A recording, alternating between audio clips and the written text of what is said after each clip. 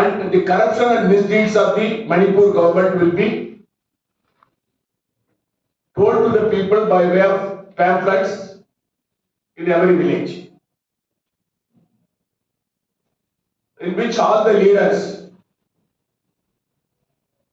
the former presidents, former ministers, PCC senior leaders, former MLAs,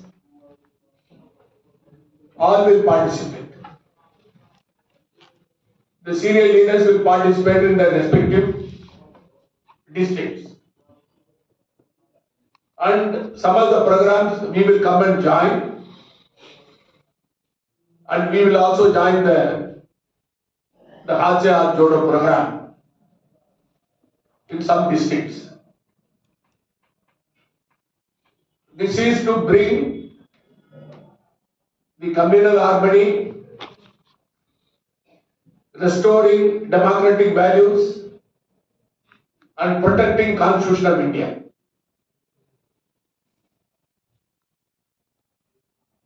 Today, the initiative taken by Sri Rahul Gandhi to bring all the people together, including the political parties, will definitely yield good results in 2024. In fact, today I had a meeting with the PCC President, CM V leader and senior leaders, block and district presidents.